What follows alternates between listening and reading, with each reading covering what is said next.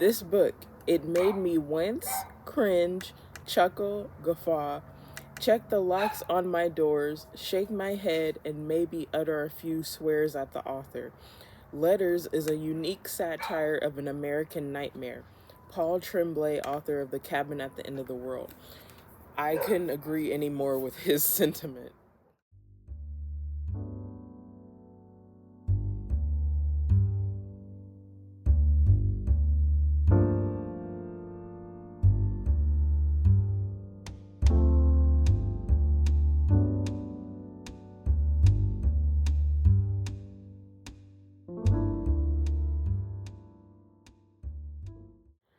Hi you guys, I know it's been a while since I've posted. I know I don't have any more content because I reset the channel. This is only going to be my third video on my updated channel, which is kind of concerning to me now because I actually watched a video the other day that said that starting February 1st, 2027, YouTube is actually going to double the goalpost for the amount of watch hours and shorts views that you have to have in order to get monetized on YouTube. It used to be 4,000 watch hours or 10 million shorts views and then 500 subscribers for the baseline monetization. Now they're saying they want to make it 20 million shorts views or 8,000 watch hours, and that starts February 1st next year. So what that means is if I am trying to monetize both the tarot channel and the book channel, I gotta get pumping out with my videos. So right now I don't have much to watch on my channel, but I did have enough of an impression to talk about this book that I decided to just pick up on a whim. I think I learned about this book through Meg's channel, Reading with Meg. I will link it in the description. I'm trying to be more spontaneous with just buying books that I have interest for right away and being okay with being let down, because it's better to haul books and actually have things to read than to, watch your bookshelf grow at a snail's pace because you're too picky with what you choose to read. And one way that I feel like I can get myself out of a reading slump is by just being more spontaneous with the books that I decide to read. So what intrigued me about Letters to the Purple Satin Killer is because, I grew up on Forensic Files. That's one of my mom's favorite shows. So I got introduced to the energy of true crime and, macabre or macabre things pretty early on in life. So as someone who's kind of leftist, I try to think about the victims. In real life situations like this, I try to focus on the victims rather than the serial killer because, let's face it, almost everybody has like a weird fascination with serial killers. Okay, let's just go ahead and admit that. Doesn't mean that we will become serial killers or that we condone people losing their lives, but I feel like most people have an interest with serial killers, but I was interested in this book first of all because when it comes to true crime or thriller or horror, you can pretty much make a serial killer character off of anything. You could literally put the blank man or the blank killer and insert any noun in between and you have yourself an idea for a novel. Seriously. So what got my attention with this book is the concept of purple satin. It's a very specific niche for a serial killer to have, so that intrigued me because I'm like, first of all, purple is a very interesting color in general. Satin is a interesting fabric, so I just thought it was very weird, quirky, intriguing, niche. Something about it kind of feels a little bit like the 70s too. But I was just very interested in this. So now I'm going to read the synopsis as I like to do with my reading vlogs and my individual book reviews so that you can get a specific idea verbatim of what the author was trying to convey. But it says Jonas Williker is considered one of the most sadistic serial murderers of the modern era. This epistolary novel explores the aftermath of his arrest and the psychological trauma of those who lived through it. The Pennsylvania native brutalized his way into the zeitgeist during the early part of the new millennium, leaving a trail of corpses across 5 states before his eventual arrest. All told, Williker was responsible for the rape and murder of 23 women and is suspected in the deaths of dozens more. His calling card, a torn piece of fabric found on or inside the bodies of his victims, helped popularize his now ubiquitous nickname, the Purple Satin Killer. In the years following his arrest, Jonas Williker received hundreds of letters in prison. Collected here, these letters offer a unique glimpse into the depraved mind through a human lens, including contributions from family, the bereaved, and self-professed fans. They represent a chilling portrait of the American psyche, skewering a media-obsessed culture where murderers are celebrities to revere. What you learn about the man from these letters will shock you, but not as much as what you learn about yourself. So what makes this book interesting is that it is actually, I think in the foreword or somewhere in the beginning of the book, there's like this fake character detective that is instead of Joshua writing the author's note, I think it's the detective writing the author's note, or maybe there's like something from Joshua and then something else from his character. But it says the FBI or the people involved didn't want to include the responses or anything about Jonas Williker himself, the Purple Satin Killer, because he's a sociopath slash psychopath. He's not a reliable narrator. So the people, it's like a book within a book.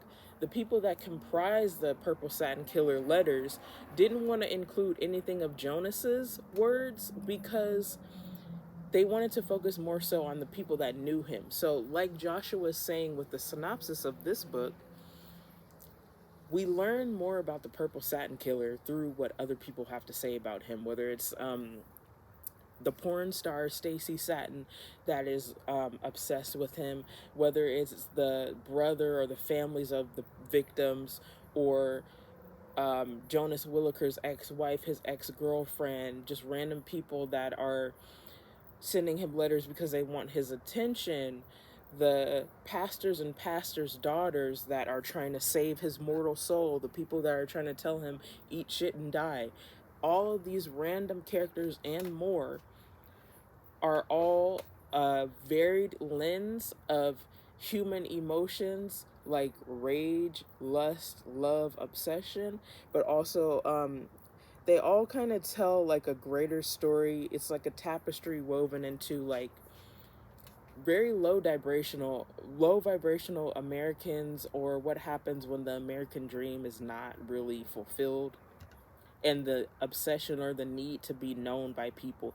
That is something that both Jonas and his victims and everybody else that has to do with the story all have in common, and that's what I feel like the underlining message of the story is.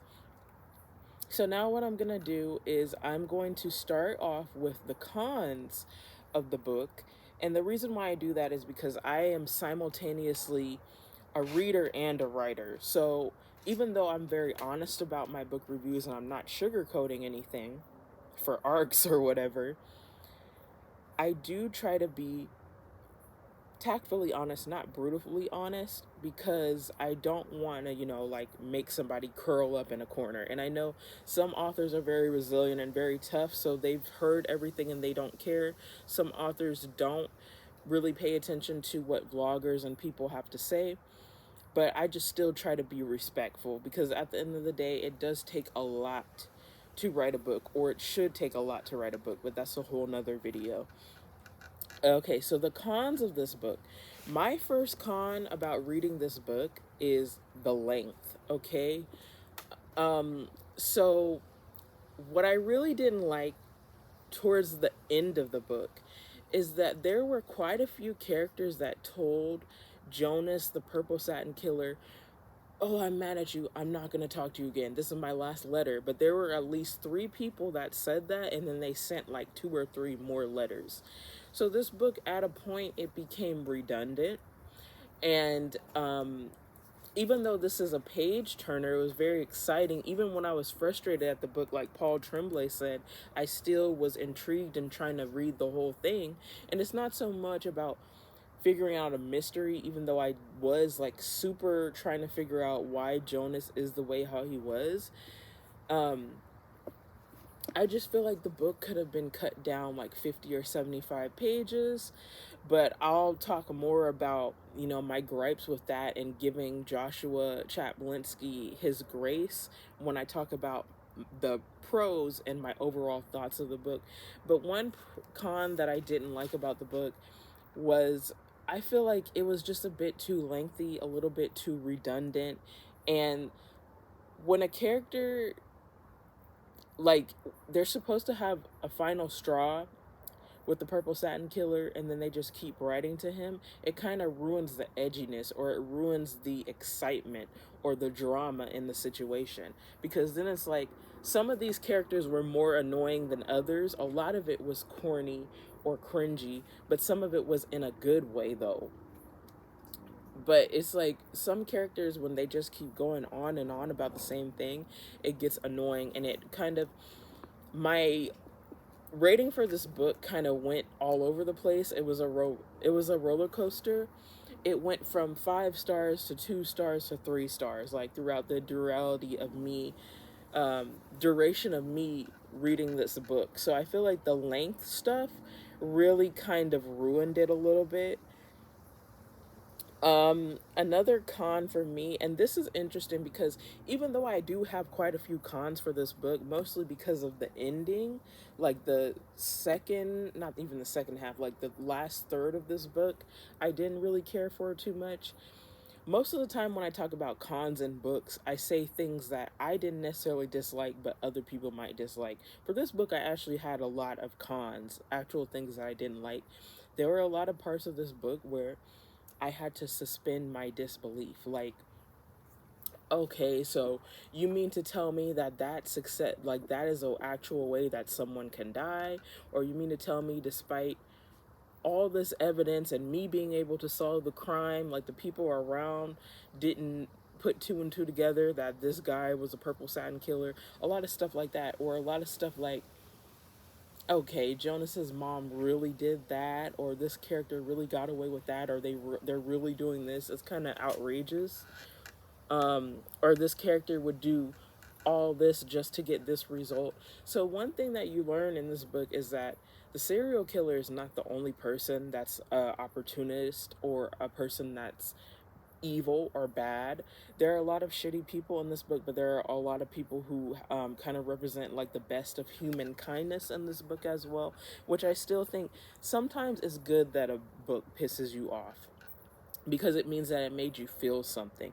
I feel like that's an issue with a lot of books nowadays, is they don't make you feel anything, or they try to make the character like not like other girls or a Mary Sue. But I liked how there were a lot of even though sometimes the letters were a little bit one note, there are a lot of complex characters in this book.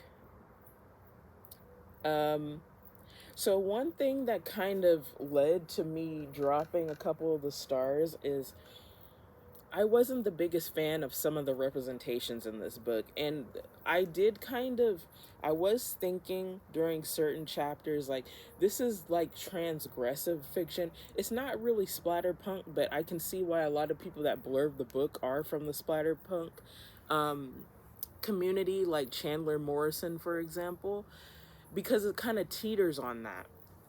But it's a slow burn though too, so it's just kind of like psychological thriller told in like letter form. It's definitely genre bending, but there was one letter, this character only wrote to the purple satin killer once, and she was like, oh, I see that most of your victims are black.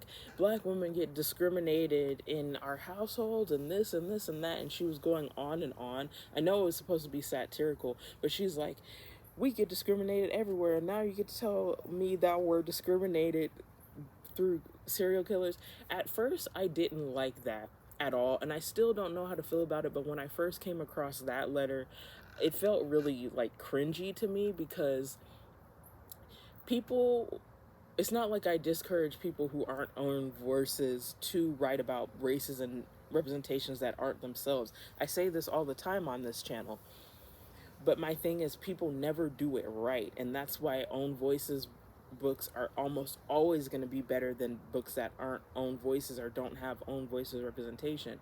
So it was just kind of weird, because I know it's supposed to be satirical, I know it's supposed to be transgressive, and this book does make fun of everybody. It makes fun of white people, black people, it makes fun of the queer people characters, it makes fun of the straight characters. Everybody gets made fun of in this book, and this book, it can be delightfully cheesy, or it could be delightfully, like, just silly and satirical at times. But other times I'm like, okay, ouch, that actually hurt. Or should I just look at this through a satirical lens, or does it feel awkward to me because I'm actually a part of this community? And now I'm like, is this how Joshua sees this group of people? And because books influence people, now is everybody who reads this, who's into horror, going to be like, yeah, that's, black women are always talking about like how they're victims of everything. So there were a lot of parts in this book where I didn't really care for the representation, whether it's Joshua Chaplinsky talking about queer people, the way how he wrote some of the women is like, okay, me actually being a woman, that kind of feels weird coming from you. I don't know if, and I try to give him the benefit of the doubt, because reading the author's notes and the stuff at the back, I know that, sometimes things don't need to be taken so seriously, especially because we live in the age of cancel culture. But I don't know, I just feel like I wasn't sure if it was just like someone being insensitive, or if it was just trying to be virtue signaling, and, oh, okay, let me include different types of marginalized people in here and talk about things that aren't really like my thing to talk about, just for a satire and inclusion thing. I wasn't really sure how I felt about a lot of the representations in this book, so that might be something that makes it or breaks it for some of you, even though I am glad that I decided to, just go ahead, go out on a whim and buy this book and read it.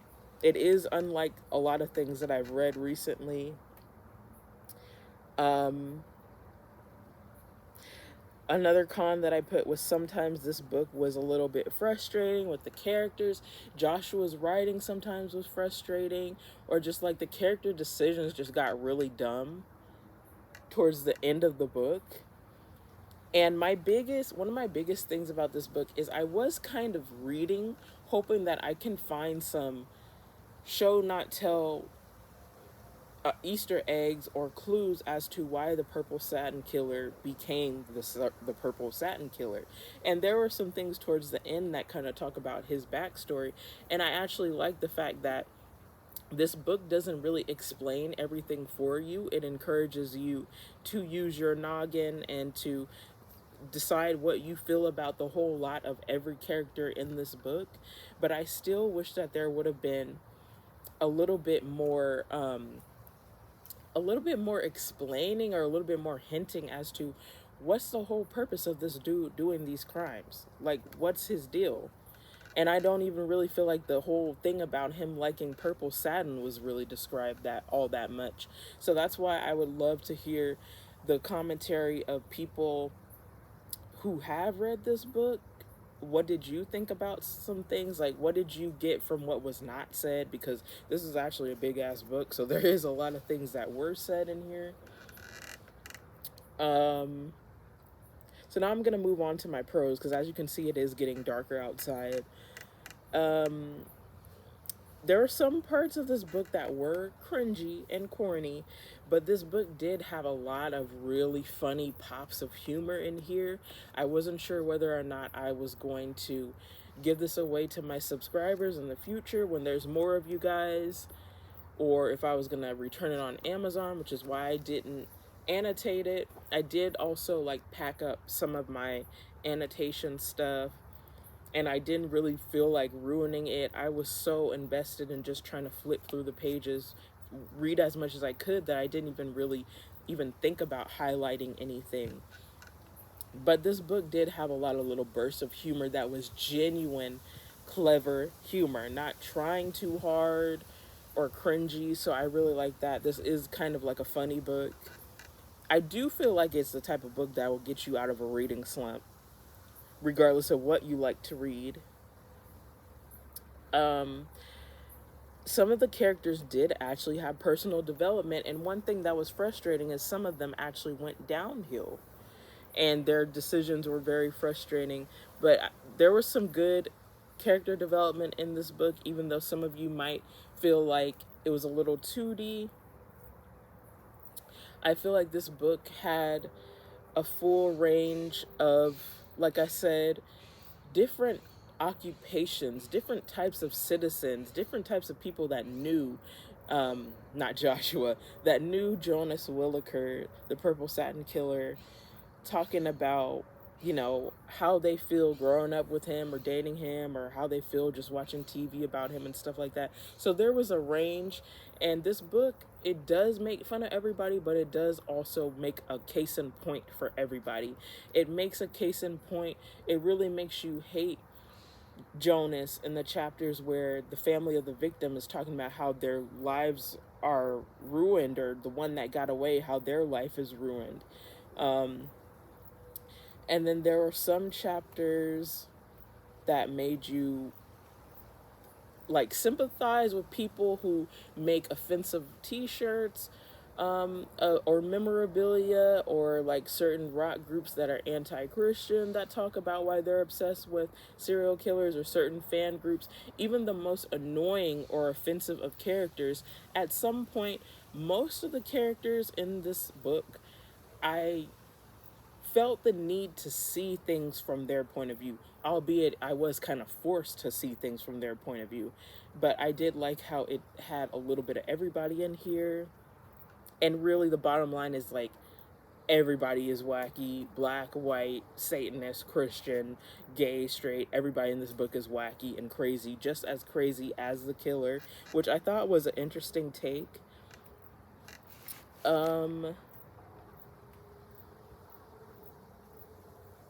It was a page turner. I already talked about that. And I also already talked about how I liked how it focused on the community, the people that are affected by this phenomenon, rather than the killer themselves. But still, there were some letters where somebody says, "Oh, Jonas, thank you for replying to my letter." So you get to see, show not tell wise. It shows you which people Jonas wanted to manipulate the most, which people Jonas had the biggest relationship with, so on and so forth.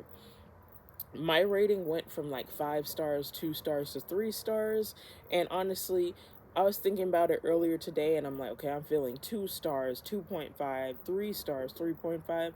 I think I'm going to settle with 3 for now. So this is like the type of book where it's not perfect, but I still thoroughly enjoyed this book. And I would recommend it to people who, it just, who I feel like they would get this book. I feel like overall this book is really about depressed Americans. It's talking about anger, lust, vengeance, desire, loneliness. This book is very human, like the synopsis and the blurbs are saying. This would make a good book club book. I respect what the author was saying in one of the last things in the book, where he was like, this started off as a short story. I got rejected for publishing a few times. Then I worked on other novels. Then I created this short story into a whole book. And I really, even though I felt like this book was too long, that's one of my pros for this book. I really like and respect how Joshua took criticism from his author friends, took criticism from his agent. First of all, he didn't give up trying to publish a full-length novel. And once he realized that it wasn't fleshed out enough, then he really fleshed out the book. So I appreciate him evolving as a writer. I'm not sure if this is the type of writer where I would like to read more from them, but you know, in case Joshua ever watches this and my subscribers grow, I wouldn't mind getting arcs, or if you would ask for my opinion, because overall I did like this book. I would recommend it. Um, and this is one of those books where, even though I literally finished it earlier today and I was so busy taking care of my grandmother, popping dishes in the dishwasher, doing like a million things today, even doing tarot videos before it got dark earlier, I'm still thinking about this book and the impact that it had on me. So for those of you who like to be punched in the gut or to feel something but also get a laugh, those of you who are into extreme horror or niche unique horror, I think you'll like this one. Or for those of you who are just in a slump or need something crazy to talk about in your book club, and you want to read a book that's still gonna, you know, haunt you even after you finish it, I highly recommend Letters to the Purple Satin Killer.